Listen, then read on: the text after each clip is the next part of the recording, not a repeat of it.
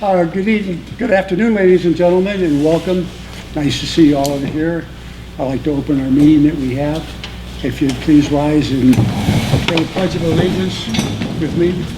I pledge allegiance to the flag of the United States of America and to the republic for which it stands, one nation, under God, indivisible, with liberty and justice for all.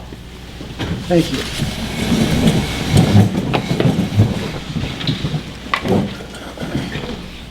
We only have one item on the agenda. But I will entertain a motion to approve the agenda as published here. I make a motion to approve the agenda. Second. It's been moved and seconded that we approve the agenda as published. Any comments? All those in favor, please say aye. Aye. Aye, that is approved. Before we start, I'd like to just give a little introduction and frame the issue that we're here to discuss. In May, this issue came before us, the board, for discussion. And we discussed it, and there seemed to be enough consensus to move forward and investigate the option even further. The next month in June, we brought it up as an action item, and the board felt that it was too soon to do anything, and we wanted to get public input before we made a decision on putting this on the ballot. So that's what we're here tonight for, is to listen to you and get your input. The issue, I'll try to state it as succinctly as I can. For many years, the Lake Ponderay School District... Gary, speak up a little if you can. I beg your pardon? Speak up a little bit. They're having trouble I hearing. just get a little bit closer to this microphone here. Thank you. For many years, Lake Ponderay School District supplemental levies have become more essential than being supplemental. With 35% of our operating budget coming from the current levy, it places the district budget in danger every 2 years and in dire straits should the levy fail to pass. In addition, requesting a large levy every 2 years requires time, effort, money, and it divides the community. In order to put the school budget back on a more sound financial foundation, the state legislature has permitted school districts to vote for a permanent levy provided that the district meets the following criteria.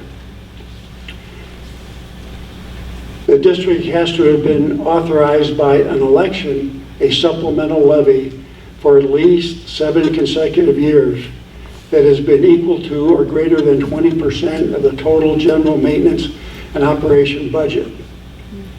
Since our district has met this criteria for many years, the school board now is the time to submit the question of a permanent levy to the voters.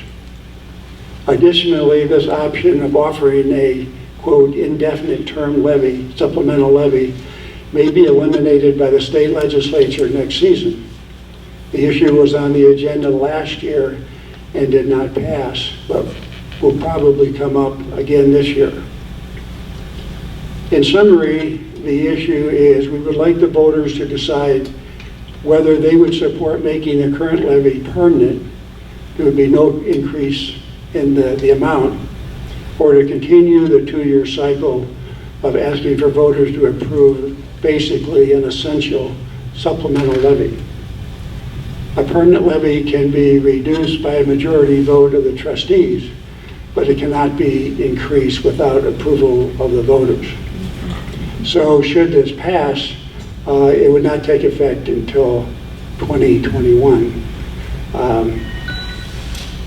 Having said that, I think we would like to go ahead and go to our public comments and listen to you.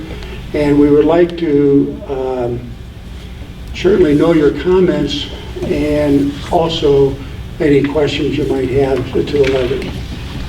And we have our experts here to help me out if I can't answer your question.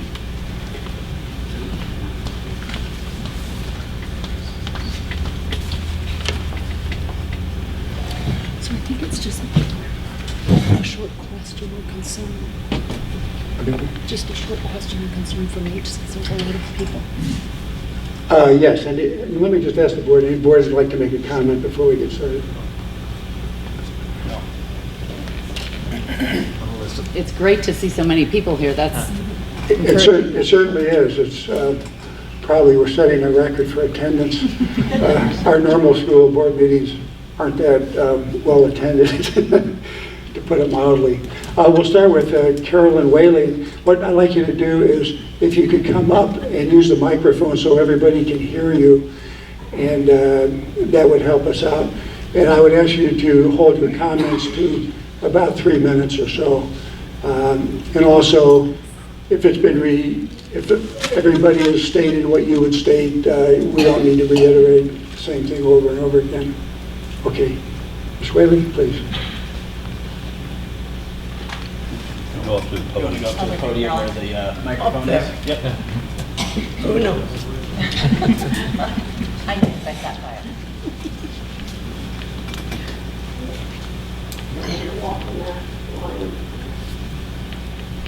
Good evening, ladies and gentlemen. My name is Carolyn Whaley. I live in the city of Sandpoint. I have been here in Bonner County for 18 years. And I have had the opportunity at various points of time to experience various changes in the government, whether it be the city, the county, the state, or the federal, throughout my lifetime and in Idaho. Some of us go to the polls and vote every year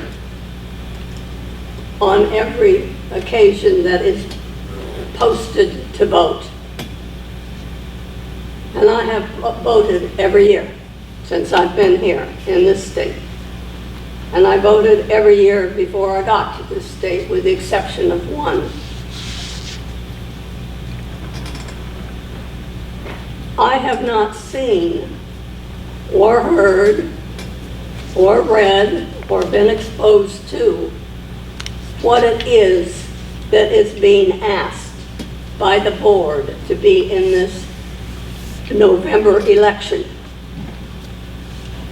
If there is an accountability of all of the funds, every dollar, every penny, whatever it may be, that has been put forth over the past 7 years, if I have that time frame correctly,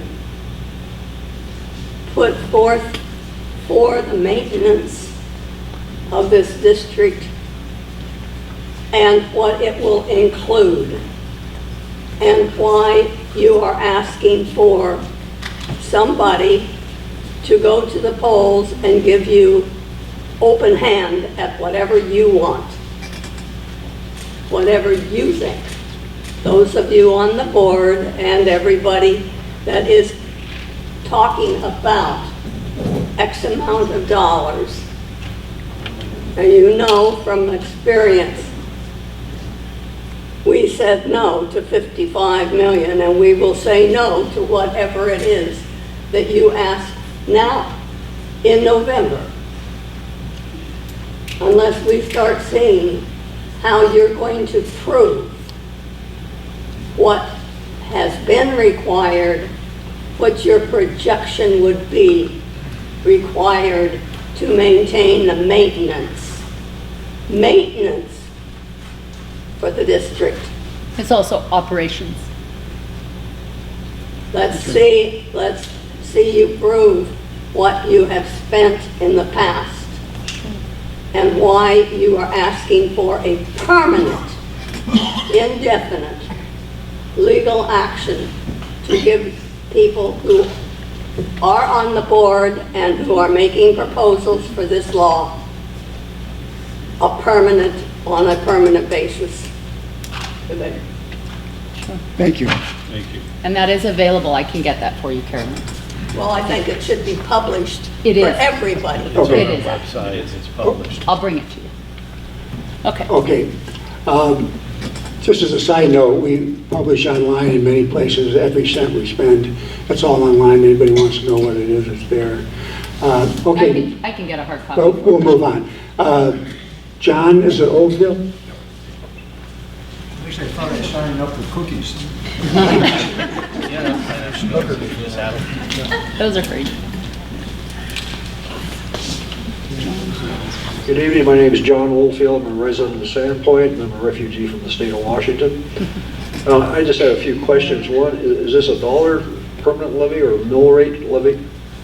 So if our property taxes or property evaluations go up, does the levy amount of money collected already go up, or is this a flat dollar value? It's a flat dollar amount. Is there any attention paid to inflation? Is there an inflationary rate put into it? No, there's not. Any increase would have to go back to the voters. So it's a flat rate. It's the same as the levy we have currently.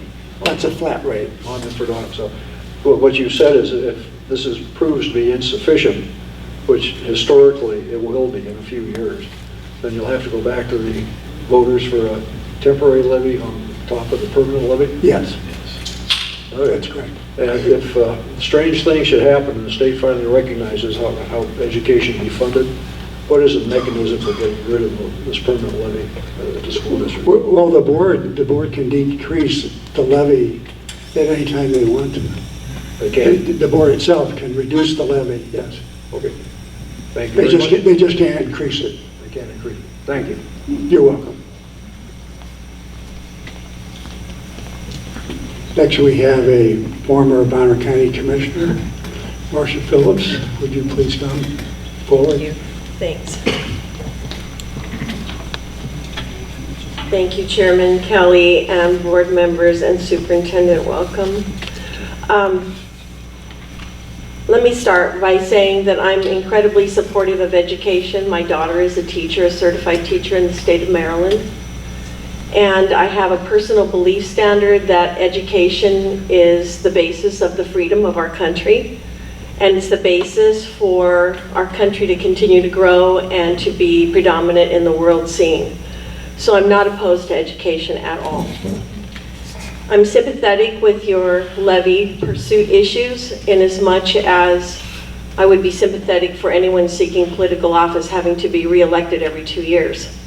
You hardly get a chance to accomplish your goals before you have to run for election, which takes your focus off of your goals and puts it on getting reelected so you can finish your goals. So it is full of stress and it is full of time wasted. So I'm sympathetic for the dilemma that the school is finding themselves in with appropriate funding for the education of our young people. And I'm not just talking about the 3 R's, I'm talking about a well-rounded education that I think is essential to all of our development and our success as adults. So I'm trying to look at the whole picture. However, I come to you this evening because I am coming with a great deal of scars on my back and on my heart for the battle that we fought in 2006 that was a result of ridiculous and out-of-line assessments on real property in Bonner County. We had 2,700 appeals with the Board of Equalization, the BOE hearings, and we could not address those complaints because they were too numerous and the time is limited. So you are at a handicap to address the issues that we're facing the taxpayers in Bonner County in that year. There are some people in the audience this evening who will recall the tax revolt that happened in 2006, and over 43 county commissioners lost their seats. I was one, because of the high taxes and because of the out of range and ridiculous and erroneous assessments. You may recall that we rolled the tax valuations back to 2005, and it was a newsworthy event. Filled the community room over there on First with standing room only, and cheers and applaud when we finally did do that. So it was an emotional time and it was a painful time.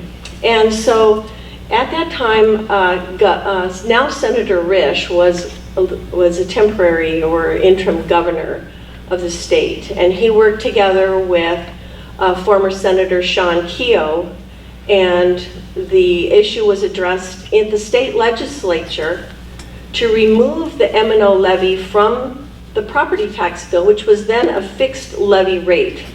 It was not a dollar limitation, it was a fixed levy rate. I think it was 0.003.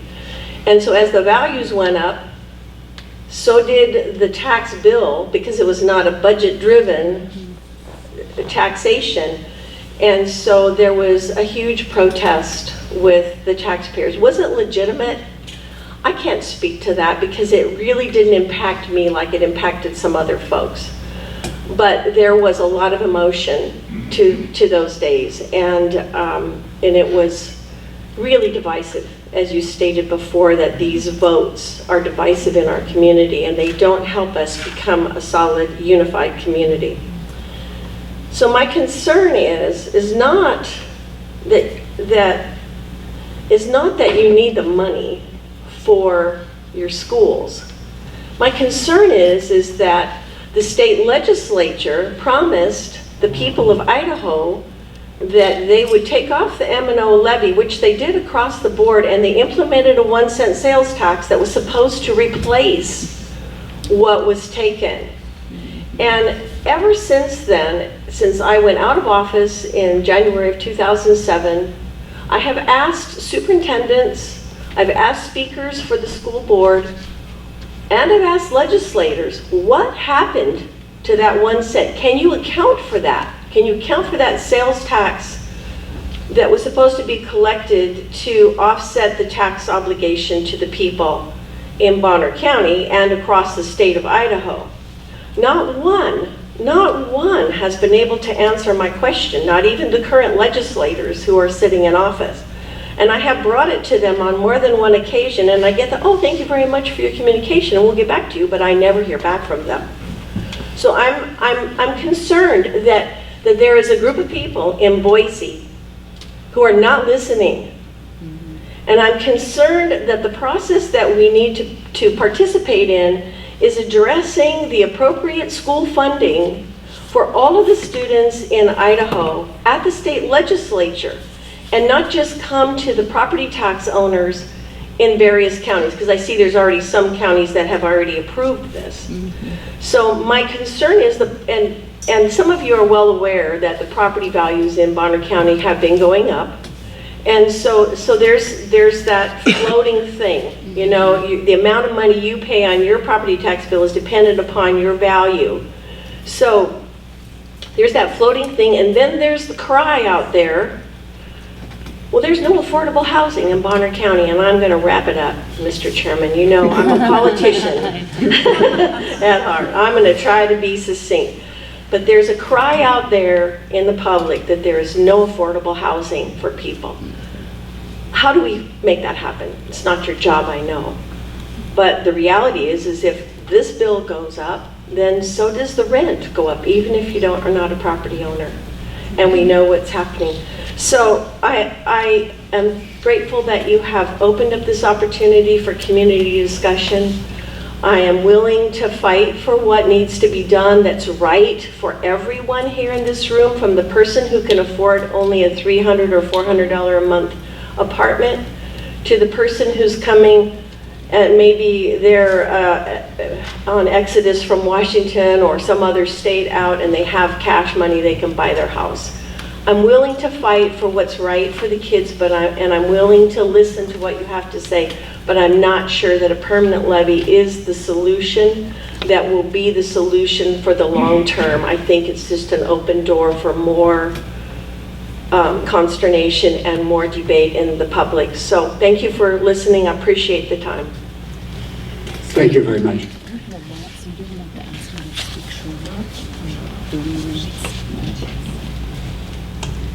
Okay, Marcia mentioned a couple of state issues. I might just mention that our state senator is in the audience with us, Jim Woodward. So it's nice to be here. Thank you, Jim. I would sure love to hear an answer. Well, another time we get into a debate of the whole issue of state funding of education. Okay, the next speaker, Angelo Lanzinger.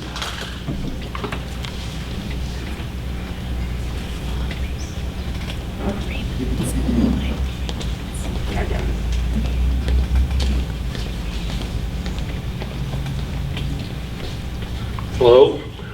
I'm here to speak against the permanent levy. If you do a permanent levy, you take the taxpayers' rights to look at what's being spent and to assent to that.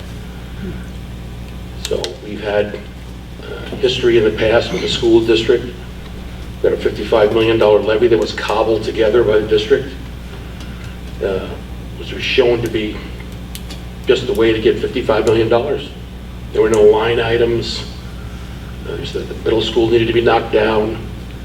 Just recently, you've had architects and engineers look at that middle school. They said it didn't need to be demolished. So we've had this ongoing for a while now. Need more money, more money, more money. The taxpayers are not a milking cow. The taxpayers are about out of milk. You cannot just willy-nilly, we need more money, we need more money. We've heard it before in all these levies. And the galling thing is, they'll go to the levy and they'll say, oh, it's for the children, it's for the children. Nobody, I don't think you can find anybody in this county that doesn't want our kids well educated. Okay? Let's start from that. But at that point, we're spending voluminous amounts of money on education. And you'll pass a levy, and the first thing the board will do was award themselves bonuses. I mean, how does that make any sense? If the budget is so tight, you have to go to the board. I mean, you have to go to the taxpayers to get supplemental monies, and then they approve the supplemental monies, and then you give bonuses to yourselves. We don't actually make any money. It's okay, we're not going to... I'm talking about the administrators. I know, but, okay. The administrators give themselves raises after they pass the levies. Yeah. Thank you. I mean, it's just unconscionable. So we're on a path that's unsustainable. The school district spends so much money, and now they want to go back to the knock down schools and rebuild them. I mean, where does it all end? I mean, the taxpayers, they're going to take it. We've had people come up in front of this board, not this constituted, but previous boards, get up and say, well, I'm in a fixed income and I can't afford to pay another tax increase. And be told by a board member that maybe they should sell their home and move somewhere else that they can afford. I mean, it's just ridiculous. The taxpayers are not going to put up with it. And I can tell you, if you put this on the ballot for a permanent levy, it's going to go down in flames. And it should. Okay, thank you. Oh, and one other thing. The school district, in all its lifetime, has never stood for a forensic audit.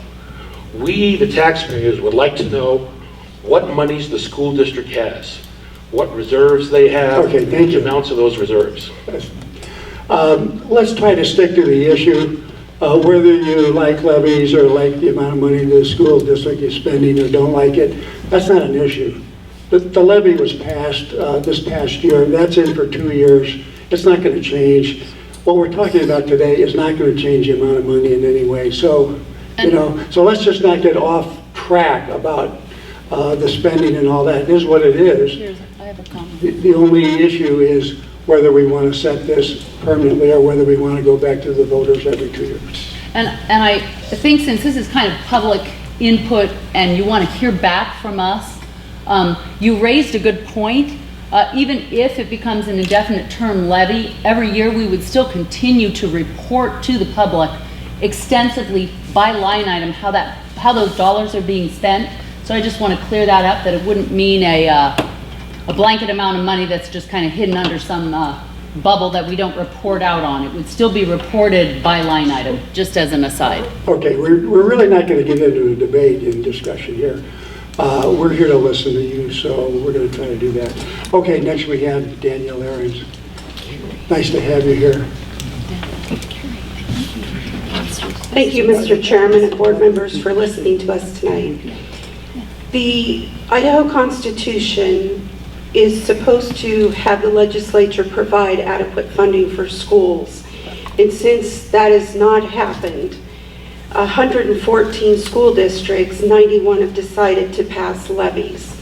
And out of those 91, now 5 have permanent levies. The legislation that went through last year when they were trying to stop the permanent levies was because we've been hearing from all 5 of those districts and their taxpayers that this is not the way to go. And the legislation looks like it will be going through again this next legislative session. I would ask you not to pass the permanent levy because what it does is it takes the taxpayer's voice away. We understand that money is needed to run the schools, but we're not going to give carte blanche to any agency or any group to do that mandatorily across the board. I would like to have the taxpayer always have their say and ask you not to pass a permanent levy. Thank you. Thank you very much.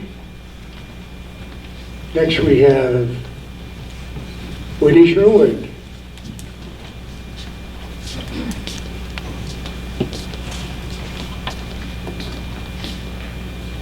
I would also like to thank you guys for taking the time to have this hearing and bringing us up and letting us pass our thoughts on to you.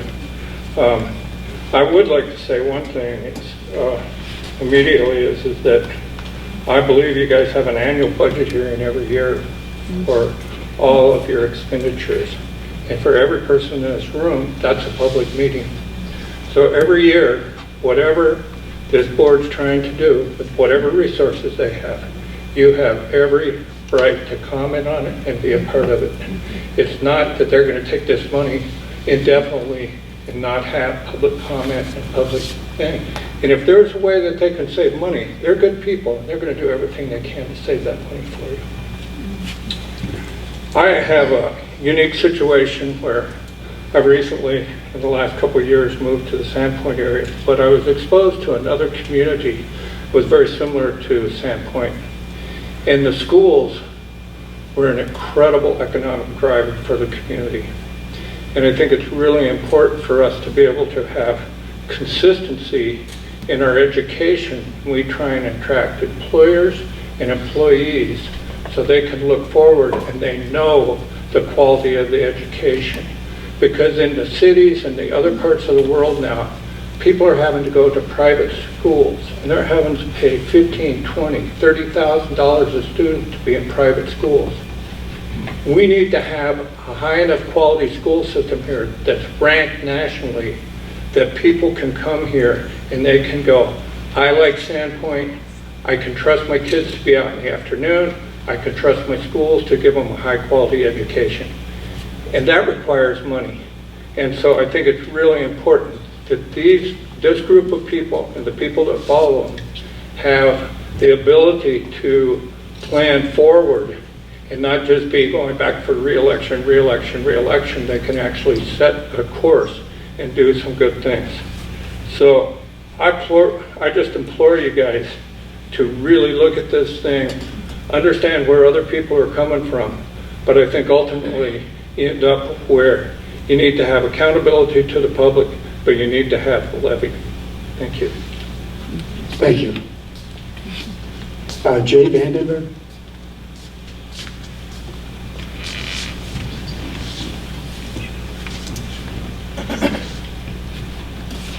Thank you, guys. I'm Jay Vandenberg, a business owner in Sandpoint and a homeowner in the county here. And you know, I born and raised, grew up here. My folks went to school here in the late 50s, and you know, I have kids in the system now. And I just wanted to say that, you know, we have an opportunity here with the board members, and we elect you guys to do the job. And it's a really tough job. Tough decisions need to be made. As a local, as a booster club member, I just want you guys to know I have total confidence in you guys to make the right decisions that you're elected, that we have elected you to do, to make the correct decisions and lead us, our school district, in a positive way, and so it can grow, we can prosper, our kids can prosper, we can our education base is always getting better for our children. So I just want to say that you guys got my support to make any decision that I think that you guys have been elected to make, and you got my full support. Thank you. Thank you. John Bonar?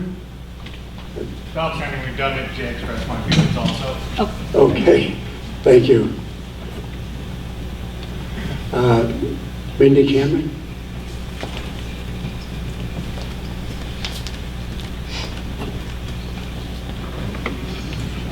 Chairman and board members, I first of all want to thank you very much for holding this meeting. I think this is really important. I'm from Sagal, and I've been in this area for about 18 years. Most of that time been involved in one way or the other with the schools, and have witnessed a lot of improvements and growth in the quality of the schools during that period of time. And I have been through the levy battles sequencing every few years, and I think it's really important to remember that you know that we more than meet the requirements to go to the voters this fall for a permanent levy.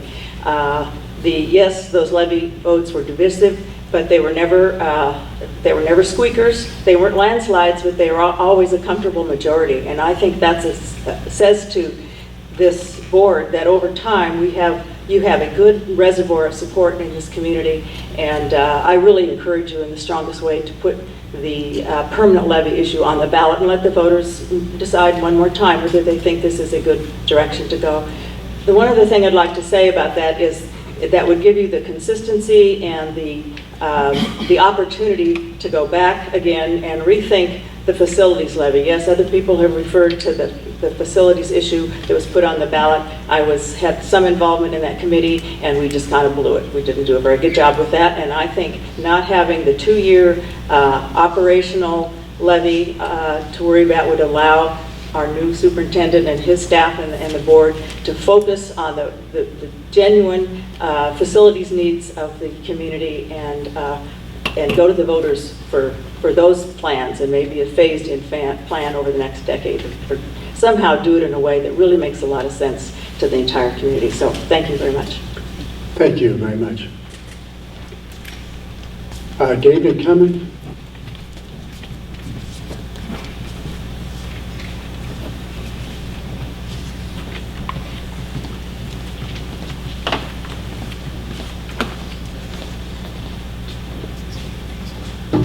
I'm David Cummins, been a resident here in Sandpoint for just a little over 6 years.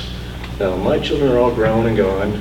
However, as Tom can attest, we got guardianship of a niece here 3 years ago who started as a freshman, now a senior. So, and what I want to say about the school is that she came to us with serious issues from her background, and working with the school, and Tom's wife actually is her counselor, excuse me, she's made huge strides. I mean, Tom's aware of that.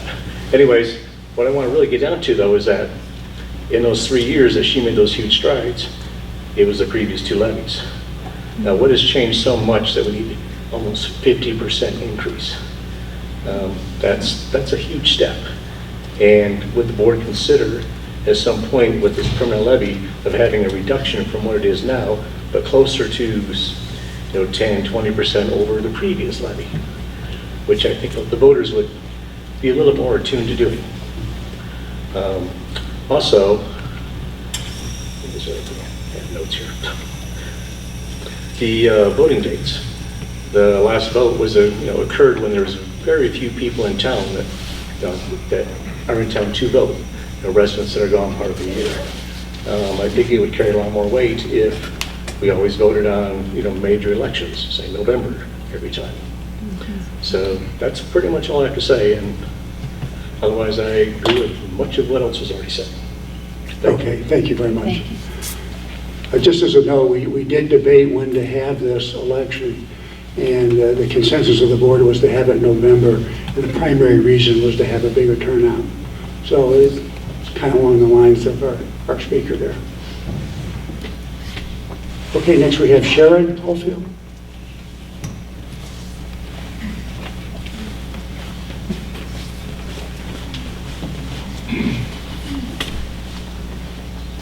I'm Sharon Oldfield, and I'm a resident of Sandpoint. And I thank you for the opportunity for saying something to you regarding this levy.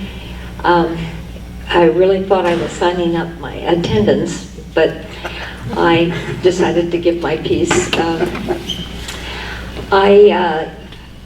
The purpose of a levy, for us to vote on it, is communication with the community and to report to them and have them agree or disagree.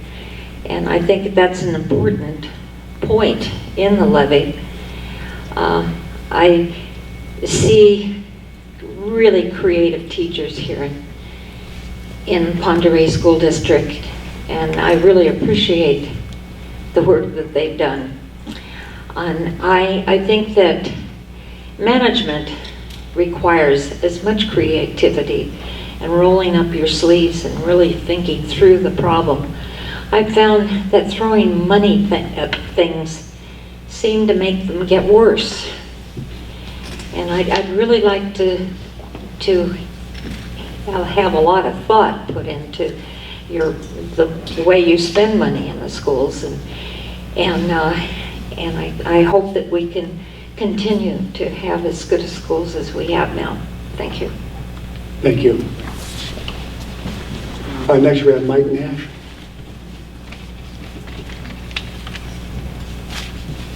There's Mike. We have you on the sheet here, Mike, to speak to us.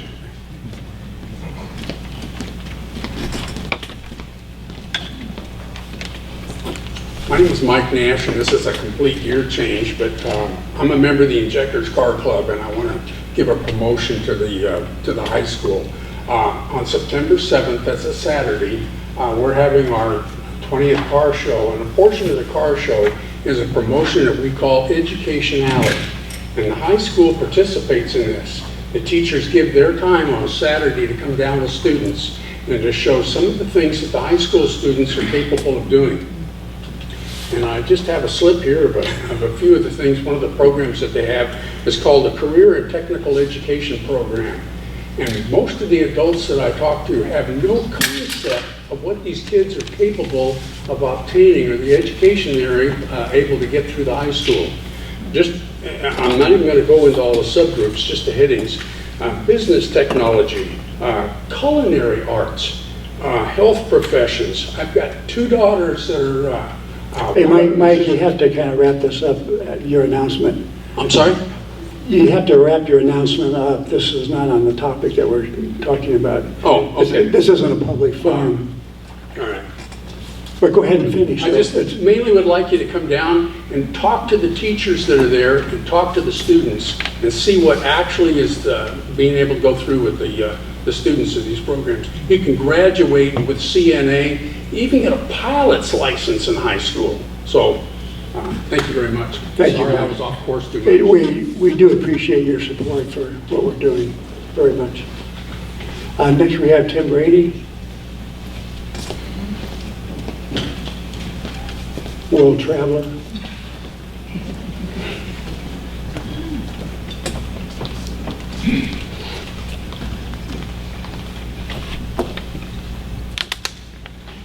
Thank you. I'm glad Jim is here tonight because I think one of the focal points that one person raised is what has happened to state funding. And we all know about, many of us, the limitations on deductibility now of property taxes, state income taxes, reduction in interest expense that we can write off on our federal returns. And I know that there's not a crucifix in this room, but we could cobble together a cross and Jim could assume the position on it to tell us what the state is doing with all that extra money that is pouring into Boise because of the change in the tax requirements. That might be a proper question that Jim can answer. But assume, but giving the board credit for all the reasons they want this levy to be permanent, the funding issues, the infrastructure, funding retirement, medical benefits, whatever, can't plan because we don't know what the budget is. You're asking to make the floor permanent. So I would ask for something in return. If you're going to ask me for a bone, give me a bone. I've not heard or read anywhere that there's language in the ballot initiative that says, give us what we want and we will agree for an 8 or 10 year period, not to come back in front of you for another supplemental increase. Because I think everybody gets it. You're a tax-supported entity, enough is never enough. And I wouldn't want everyone to assume that 5 minutes after the final tally of the vote is in and it's passed, that after the congratulations are over with, you're going to start strategizing on the next increase. Okay, thank you very much. We'll give it some thought.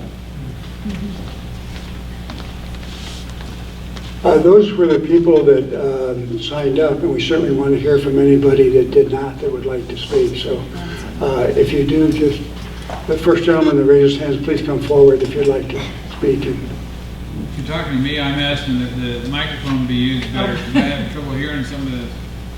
Oh, I'm sorry. I'm glad you brought that to our attention, and we'll remind the speakers. Are there any others that would like to? Okay, Wendy, please come forward and state your name and where you live.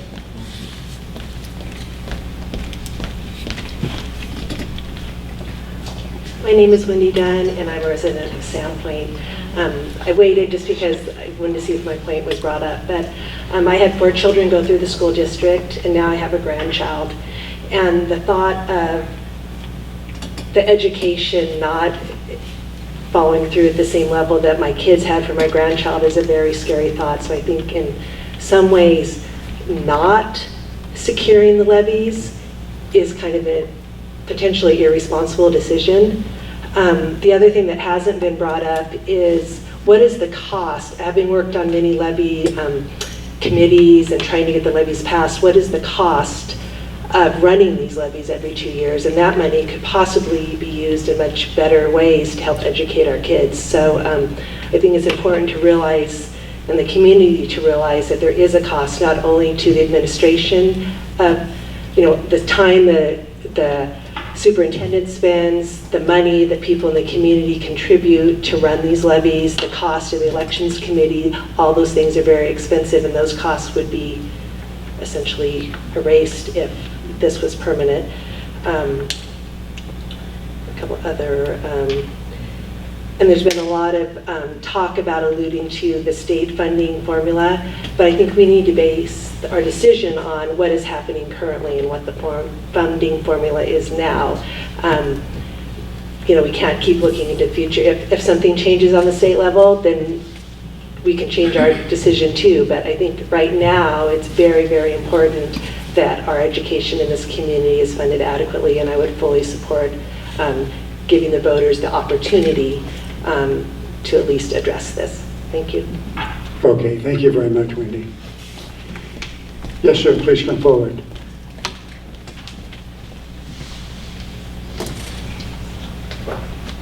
And please state your name and where you live, please.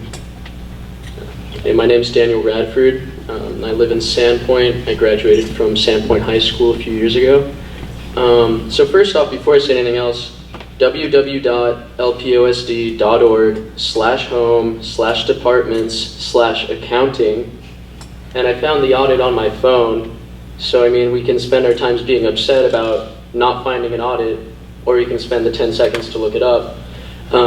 Something you might consider. So first off, one proposal that someone actually shared with me at the fair a few years ago was a residency tax.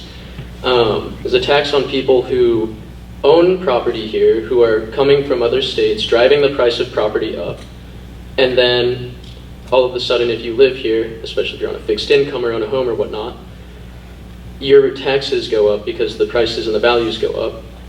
Why don't we tax the people who make the cost of living increase but are only here for 4 or 5 months out of the year? And that's one idea. And also, I'd just like to say that Sandpoint High School, I believe, at least when I graduated, was the best high school in the state. And I think it's kind of disappointing to see how few people actually support our fantastic program and our fantastic teachers. That's all. Thank you. I might just add that unfortunately the school district does not have taxing authority. Okay, any others? Yes, ma'am. Hi, I'm Marvel Lee Higgins, and I am a business owner in Sagal and a resident of Sagal. And I have nothing against funding schools, but I want to have a say on it every time it comes up. I want to have a say on how the money's spent. So I'm not against having you bring something up to us every 2 years. I don't want a permanent levy that I have no other input in. Thanks. Okay, thank you. Any other members of the audience would like to? Yes, ma'am.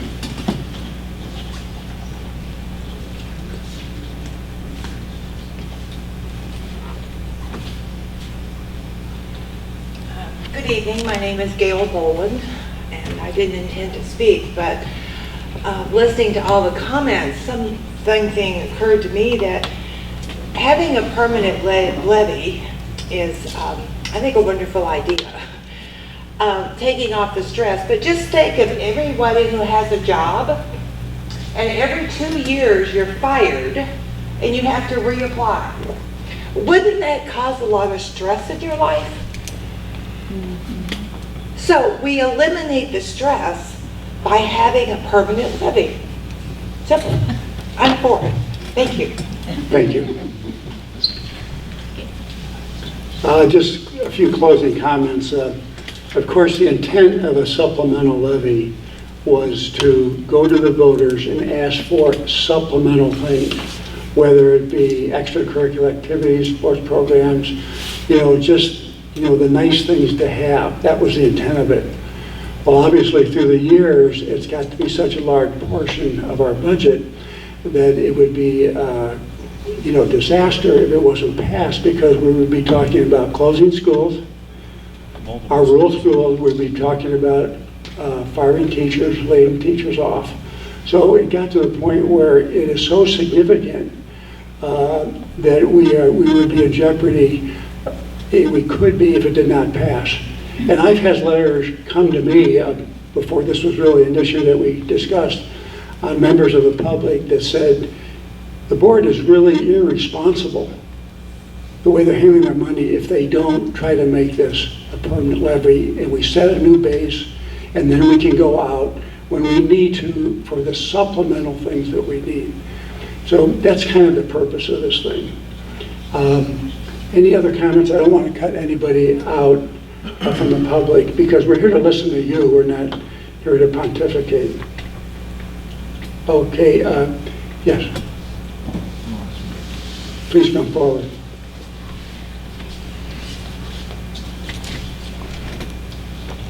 I'm Tim Fulford, and I live in Sagal. I've been here for 25 years. Can't hear me? Can you hear me now? Okay. I'm Tim Fulford, and I live in Sagal. My concern with the permanent levy is that you're using it for something, and then you're going to put in a supplemental levy. Why not go to the state legislature and say, this is our budget, we need to be funded. That's all I've got to say. Thank you. Good idea. Did you hear that, Jim? Did you hear that? Okay. Any other last minute comments before we adjourn? Yes, ma'am.